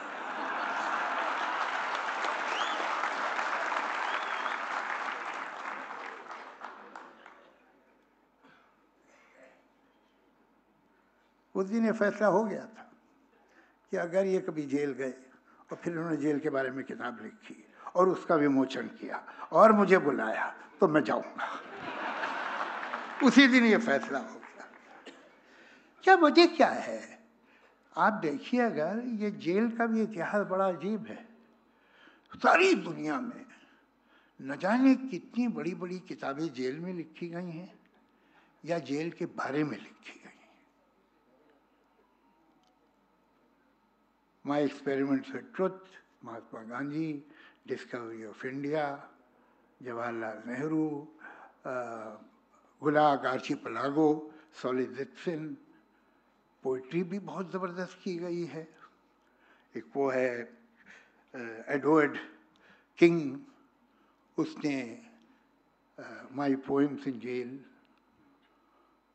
फैज़ अहमद फैज़, जो अनडिवाइडेड इंडिया का बहुत बड़ा पोएट था, वो उधर पाकिस्तान में रह गया, उसकी पूरी सज़ा भी मिली उसे, ज़्यादातर जेल में रहा, नहीं तो देश निकाला मिला, बाहर रहा, बैरूत में, इंग्लैंड में, जहाँ भी।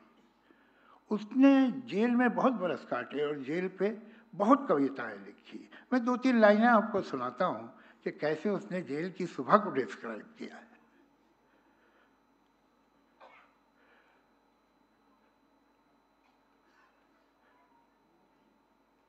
जेल की जहर भरी चूर सदाए जागी, दूर दरवाजा खुला कोई बंद हुआ, दूर मछली कोई जंजीर मचल के रोई, दूर उतरा किसी ताले के जिगर में खंजर, सर पटकने लगा रह के दरीचा कोई। क्या डिस्क्रिप्शन!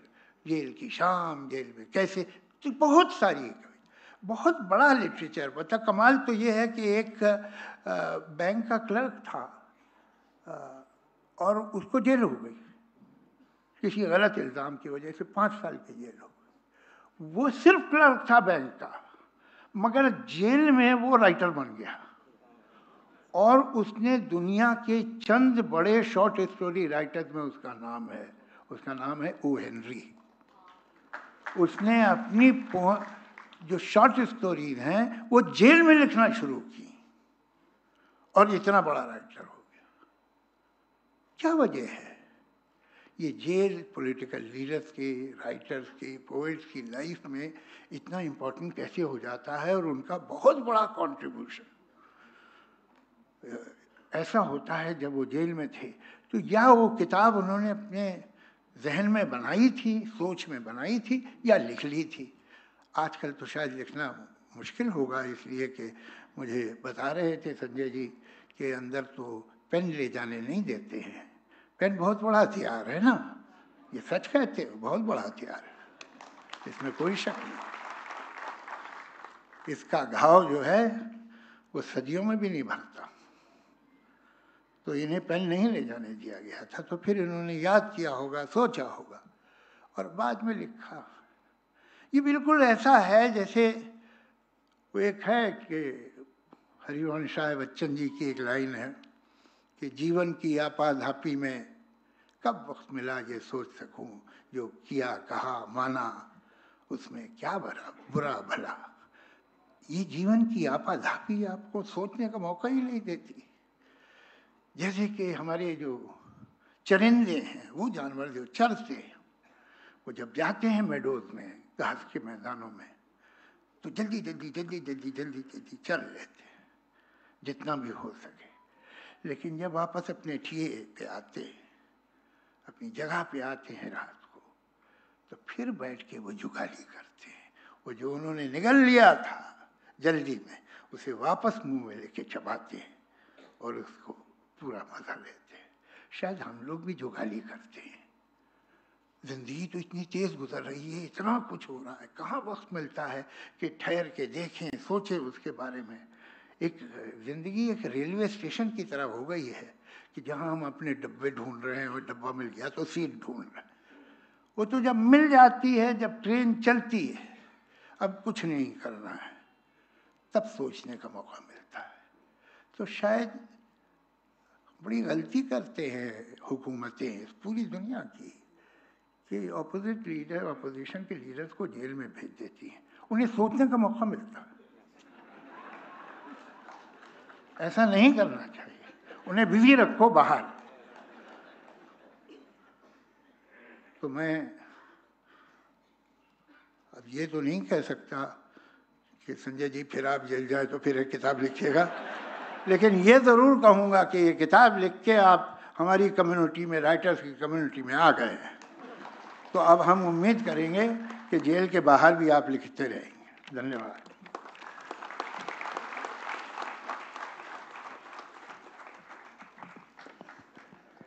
धन्यवाद सर.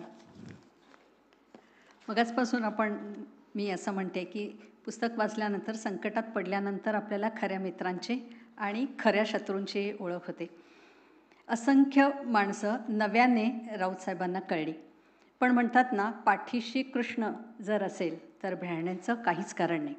आपल्या पश्चात आपल्या कुटुंबांची विचारपूस करणारे उद्धवजी हे त्यातलेच. संजय राऊत या माणसाची सुटका व्हावी म्हणून प्रयत्न करणारे उद्धवजी खऱ्या अर्थाने संजय राऊत यांच्या पाठीशी उभा असलेला हा कृष्ण. सगळ्यात गंमत म्हणजे संजय राऊत यांनी कारागृहामध्ये उद्धवजींसाठी अनेक पत्र लिहिली, त्यातलं एकच पत्र उद्धवजींना मिळालं. याचं मुख्य कारण म्हणजे शब्दांची आणि या व्यक्तिमत्वामध्ये असलेला दरारा आणि वचक जेलर साहेबांना वाटली, म्हणून ही पत्र पोचलीच नाही. शिवसेना पक्षप्रमुख उद्धवजी ठाकरे, नाम ही काफी है. मी त्यांना विनंती करते की आपला मनोगत इथं व्यक्त व्हावं.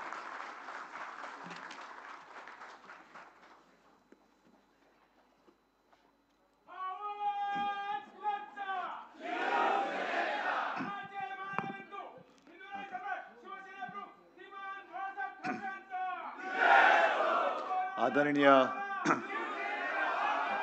पवार साहेब, जावेदजी, साकेत बसलेत,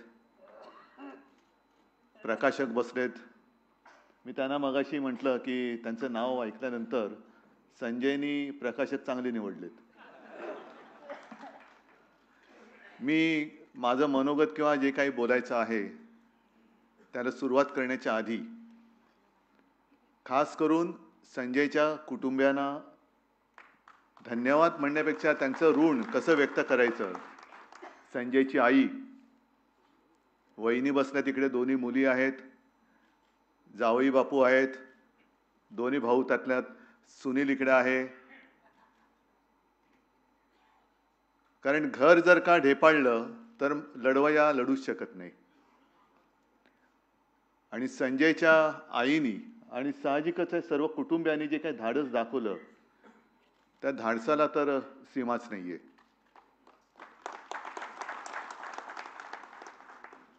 म्हणजे संजयला अटक झाल्यानंतर मी आणि रश्मी त्याच्या घरी गेलो. आम्ही त्यांना धीर देण्याच्या ऐवजी संजयच्या आई आणि सगळ्यांनी आम्हाला धीर दिला. साहजिकच आहे, आयुष्याच्या प्रवासामध्ये अनेक माणसं भेटत असतात, काही सोबत राहतात, कायमची सोबत राहतात, आणि काही संधी साधू असतात, संधी साधल्या मिळाल्यानंतर पडून जातात. मला असं वाटतं आज आपल्या सगळ्यांची परीक्षा शिवसेना प्रमुख घेत आहेत. आयुष्यभर त्यांनी जे काही दिलं त्यांच्याकडनं कोणी काय घेतलंय हे ते बघतायत. आणि त्यांचंच एक जे वाक्य आहे की 100 दिवस शेळीचं जगण्यापेक्षा एकच दिवस पण वाघाचं जगा. आणि संजय हा माणूस असा आहे की ज्याने पुस्तकाचं नाव नरकातला स्वर्ग, जो नरकामध्ये स्वर्ग शोधतो किंवा नरकाचा स्वर्ग बनवतो, तो काय धाटणीचा असेल हे वेगळं सांगण्याची काही गरज नाहीये. शिवसेना प्रमुखांनी आयुष्यभर जे दिलं ते मराठी माणसाला आणि हिंदूंना एक आत्मविश्वास दिला, एक जिद्द दिली. नाहीतर आज मुंबई आणि महाराष्ट्रामध्ये आपली हालत काय असती हे वेगळं सांगण्याची काही गरज नाहीये. आणि कदाचित ते बघतात की खरे मी जे काही दिलं ते खरोखर जे दिलं ते घेणारे खरे किती आहेत आणि भाडखाऊ पळणार किती आहेत. आज जे स्वर्गामध्ये गेलेत त्यांच्या दृष्टीने, त्यांना सुद्धा हा कार्यक्रम बघितल्यानंतर, म्हणजे मगाशी संजय तुझं भाषण चालू असताना जणू तू काही एक विनोदी पुस्तक लिहिलं अशा थाटात बोलत होतास. मग त्यांना सुद्धा हेवा वाटला असेल की अरे आपण सुद्धा इकडे राहिलो असतो. नरक आणि स्वर्ग या कल्पना खऱ्या आहेत, खोट्या आहेत, कल्पना नाही. पण जिथे आहोत तिकडे आनंदाने राहावं. दुसऱ्याला आपण आनंद देऊ शकलो नाही तर निदान त्रास तरी देऊ नये, एवढं जरी माणसाने पाळलं तरी मला असं वाटतं आपण आयुष्य जगलो. आज जे काय आपण बघतोय याला लोकशाही मानायची का हुकुमशाही, हा प्रश्न आणि त्याचं उत्तर हे सोपं आहे. पण प्रत्येकाला, मगाशी कोणी साकेत बोलला की संजय तू बोलला की हुकुमशाह कोणी असला तरी एक ना एक दिवस त्याला जावंच लागतं. आणि हिटलरचंच उदाहरण आहे की त्याला संपूर्ण जग घाबरत होतं. पण संजय तू पूर्वी जे काय लिहायचं सच्चे, त्याच्यात एक तुझा आवडीचा शब्द होता नियती. नियतीने करायची त्याला सांगितलं असेल की सगळं जग घाबरत, तू नाही ना घाबरत, मग घालून घे स्वतःला गोळी. आणि त्याला सुद्धा आत्महत्या करावी लागली. हा हुकुमशहाचा शेवट असतो. आणि या पुस्तकामध्ये जे गेले काही दिवस संजयच्या मुलाखती येत आहेत, त्यातले काही प्रसंग हे चर्चिले जातात. त्याच्यामध्ये एक आहे तो अमित शहाचा. मी जर म्हणेन की मला जर कोणी विचारलं की अमित शहा तुमच्या घरी आले होते का, बाळासाहेबांनी त्यांना मदत केली होती का, मी सांगेन मला आठवत नाही. कारण आपल्या घराण्याने, आपल्या वाडवडिलांनी कोणावर काही उपकार केले असतील, उपकार हे मोजायचे नसतात. उपकार हे करायचे असतात पण मोजायचे नसतात. आणि उपकाराची फेड हे कृतज्ञतेने करायची का अपकाराने करायची, ज्याच्या त्याच्यावरती असतं. कृतज्ञतेने करायची. म्हणजे काही वेळेला असं वाटतं की कोणाला मदत करताना सुद्धा विचार तर आपण करूच शकत नाही. कारण आता साकेत तुम्ही जे काय सांगितलं की एक कैदी असा होता की याला जामीन झालाय पण त्याला 500 रुपये नव्हते भरायला, नाही येत. काय करायचं या गोष्टीला? 500 रुपये म्हणजे इकडे करोडो रुपयांचे भ्रष्टाचार चालू आहेत आणि एका बाजूला तुरुंगातला कैदी 500 रुपये नाहीत म्हणून तुरुंगात खितपत पडलेला आहे. ही जी काय पद्धत आहे, लोकशाही त्याला म्हणायचं नुसतं आपण, पण एकाधिकारशाहीने चाललेलं आहे. मला आठवतंय अनिल देशमुख माझ्या मंत्रिमंडळातले गृहमंत्री होते. असं कोणता देश असेल की ज्या देशामध्ये मुख्यमंत्र्यांना अटक होते, केजरीवालना अटक झाली, सोरेनना अटक झाली, गृहमंत्र्यांना अटक झाली. मी मुख्यमंत्री असताना आपल्या राज्याच्या डीजीना आणि सीएसना सीबीआयने बोलवलं होतं. मग ज्यांच्या शेंड्या जर केंद्राच्या हातात असतील, अशी माणसं राज्यातल्या सरकारला जर विरोधी पक्षाचं असेल तर त्यांचं काम कसं करू शकतील? ममता दिदीने सुद्धा तोच अनुभवला होता. त्यांच्या सीएसना सुद्धा शेवटी सीएसने राजीनामा दिला. म्हणजे सगळ्या शेंड्या आपल्या हातात ठेवायच्या नाही. मग माझं म्हणणं आहे की आपल्या देशामध्ये संघराज्य ही पद्धती आहे. जो अधिकार केंद्र हा शब्द नाहीच आहे. ते जे काय सरकार आहे त्या सरकारला जेवढा अधिकार आहे तेवढाच अधिकार हा कायद्याने राज्याला सुद्धा आहे आणि तो असलाच पाहिजे. जर ईडी, इन्कम टॅक्स, सीबीआय आणि तुमचा जो काय तो कायदा लावलाय कुठला तो PMLA, तो लावण्याचा अधिकार दिल्लीतल्या सरकारला असेल तर तोच अधिकार आमच्या राज्याच्या सरकारला सुद्धा पाहिजे. टाका त्यांच्यावरती धाडी, बसवा त्यांना सुद्धा आतमध्ये द्या ना. काही दिवस या तिघांकडे आता हे भोगून आलेत ना, संजय आलेला आहे, साकेत आहे आणि अनिल देशमुख, यांच्याकडे द्या ना चार्ज. आणि मग ते सांगतील त्यांच्यावरती धाडी टाका, टाका त्यांना तुरुंगात आणि सिद्ध करा तुम्ही निर्दोष आहात. हा सगळा प्रकार याच्या विरुद्ध लढत तर राहिलं पाहिजे. सगळे काही माझ्या हातामध्येच पाहिजे. आजच दिवसा ते निवडणूक आयोगाचे सगळे अधिकारी होते. 1 नेशन 1 इलेक्शन, बरोबर ना साकेत? त्याच्यासाठी तुम्ही पण आला होतात. आपल्याकडनं अनिल परब आणि अनिल देसाईने मी पाठवलेलं.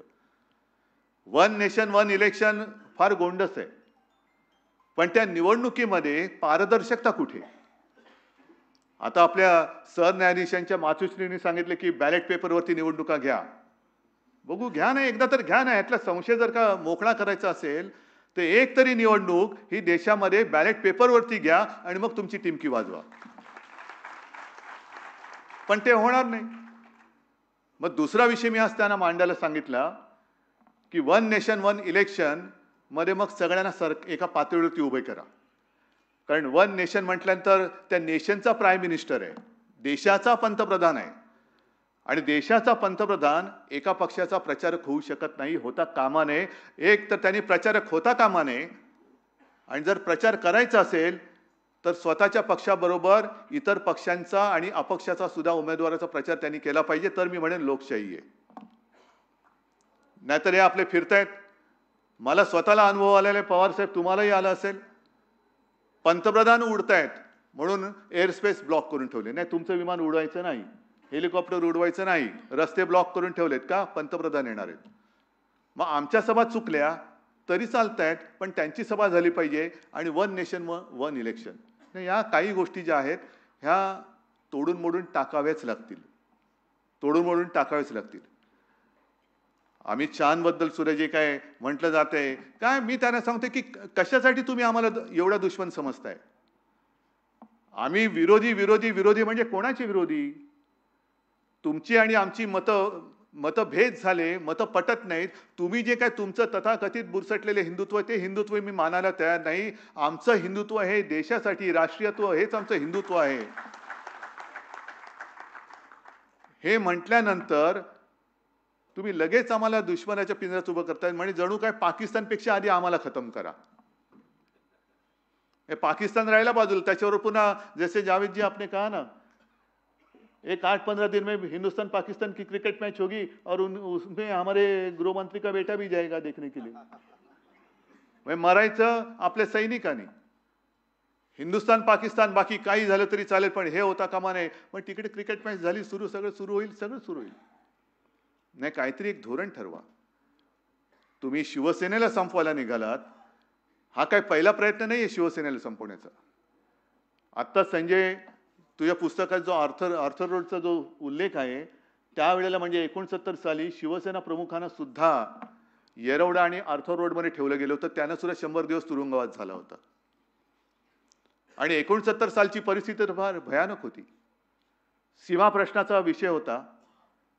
मोरारजीभाई उपपंतप्रधान होते आणि ठरलं असं होतं की मोरारजीभाई येणार, त्या माहीम चर्च आणि बस डेपोच्या मध्ये त्यांच्या गाड्यांचा ताफा थांबणार, एक निवेदन त्यांना देणार शिवसेनेतर्फे, शिवसेना प्रमुख आणि सगळे शिवसेनेचे नेते, आणि ते निवेदन घेऊन हे भुरकन निघून जाणार. शिवसैनिक जमले होते. मला आठवतंय, कारण का तर त्यावेळेला जी आमची गाडी होती अँबॅसेडर, त्या गाडीमध्ये मी आणि माझी माँ होतो. पण त्या गाड्यांचा ताफा आला आणि न थांबता तडातड उडवून, म्हणजे आपले एक अशोक करंबेळकर होते, त्यांना फोटोग्राफरला उडवून गेले. आणखीन एका शिवसैनिकाच्या पोटावरनं त्यांचं गाडीचं चाक गेलं आणि तुफान लाठीचार्ज सुरू झाला. मग अश्रुधुराच्या नळकांड्या, सगळं काय एकदम जणू काय असं युद्धच पेटले तिकडे. मग आम्ही गाडीत बसलो आणि घराकडे निघाल्यानंतर त्याच वेळेला, म्हणजे रात्री किती वाजले होते कल्पना नाही मला, पण शिवसेना प्रमुखांनी मला सांगितलं, माबाई माझी बॅग भरून तयार ठेवा, उद्या सकाळच्या आत आम्हाला उचलणार. आणि सकाळ झाल्यावरती बघतो तर पहाटेच्या वेळेला शिवसेना प्रमुखांना अटक झालेली. सगळे शिवसेना नेते तुरुंगात, अनेक शिवसैनिक तुरुंगात. म्हणजे शिवसेना ही जवळपास 3 महिने नेतृत्वहीन होती, तरी सुद्धा शिवसेना ही नुसती राहिली नाही, तर तरारून उठली आणि त्याच्यानंतर सत्ताधारी झाली. आणीबाणीच्या वेळेला सुद्धा तेच झालं. म्हणजे आणीबाणीच्या वेळेला सुद्धा रजनी पटेल होते. म्हणजे हा एक योगायोग आहे. मोरारजी देसाई, रजनी पटेल, आत्ताची सुद्धा हा एक योगायोग आहे. हे शिवसेनेच्या आडवे का येत आहेत? शिवसेना संपवाविषयी यांनाच का वाटते? पण तुरुंगात असताना शिवसेना प्रमुखाने एक लिहिलं होतं की शिवसेनेवर वरवंटा का फिरतोय? कारण शिवसेना हे मराठी माणसाचं हित जपते म्हणून फिरते. तर 75 साली सुद्धा हेच झालं होतं. रजनी पटेलनी सांगितलं होतं की गपगुमानपणाने तुमची शिवसेना काँग्रेसमध्ये विलीन करा, नाहीतर तुम्हाला तुरुंगात टाकावं लागेल. आणि शिवसेना प्रमुखांनी त्यांना उत्तर दिलं होतं की ज्या क्षणी तुम्ही मला तुरुंगात टाकाल, त्या क्षणी बाहेर तुमची अंत्ययात्रा निघालेली असेल. हे पाहिजे ना. आणि तेच मला असं वाटतं, मी मगाशी बोललो की शिवसेना प्रमुख आपली परीक्षा घेत आहेत की हे त्यांनी जे काही दिलं ते किती जणांनी घेतलं. आणि तसं जर का पाहिलं तर संजय, आज नक्की तुझा शिवसेना प्रमुखांना अभिमान वाटला असता. आज हे सगळे शिवसैनिक सोबत आहेत. या अशा असंख्य लढाया लढतच आपण इथपर्यंत आलेलो आहोत. आणि लढायला अनेक जण तयार आहेत. जे मी मगाशी म्हटलं की हे पुस्तक वाचल्यानंतर तुरुंग ह्या विषयाची भीतीच लोकांच्या मनातली निघून जाईल. आणि ते काम तू चांगल्या पद्धतीने संजय या पुस्तकाने केलेलं आहे. आज आपल्याला सगळं बरं वाटतंय. म्हणजे ते सशासारख्या घुशी, आणखीन काय, या सगळ्या गोष्टी ऐकायला बरं वाटतं. पण प्रत्यक्ष तिकडे त्यांनी काय भोगलं असेल. आणि म्हणून मी त्याला म्हटलं की या पुस्तकात तू रडगाणं नाही गायलं, तर रडणाऱ्या लोकांना धीर देण्याचा तू उत्तम आणि यशस्वी प्रयत्न केलेला आहेस. ही एक कसोटीचा क्षण आहे. दिवस येतात, दिवस जातात. पवार साहेब, आपण जे म्हणालात की सरकार येतं, सरकार जातं, हे सरकार सुद्धा उद्या जाणार आणि ते आपल्याला घालवावंच लागेल. केवळ कोणाला काय व्हायचंय, मला हे व्हायचंय, मला ते व्हायचंय म्हणून नाही, तर ज्यांनी आपल्या देशाला, म्हणजे स्वर्गासारखा आपला जो देश आहे, त्या देशाचा आणि त्या स्वर्गाचा नरक करण्याचा जो प्रयत्न चालू ठेवलेला आहे, त्यांना नरकात टाकण्यासाठी म्हणून आपल्याला लढावंच लागेल. आणि नुसतं लढावंच नाही तर जिंकावंच लागेल. आणि ती जिंकण्याची उर्मी या पुस्तकाने दिलेली आहे. मला वाटतं हे पुस्तक नुसतं वाचून सोडू नका. आणखीन 10 लोकांना त्यांच्याच पुढे आणखीन हे पुस्तक आणखीन आपण सुद्धा पसरवत नेलं पाहिजे. आणि सर्वत्र हे पुस्तक पसरो आणि एक लढणारी पिढी तयार हो, एवढ्याच शुभेच्छा आणि अपेक्षा व्यक्त करून मी आपली रजा घेतो. जय हिंद, जय महाराष्ट्र. धन्यवाद साहेब. आपण इतक्या संख्येने उपस्थित आहात, आपले सर्वांचे मनपूर्वक आभार. राष्ट्रगीताने आजच्या कार्यक्रमाची सांगता होणार आहे, त्यामुळे राष्ट्रगीताच्या सन्मानासाठी आपण सर्वजण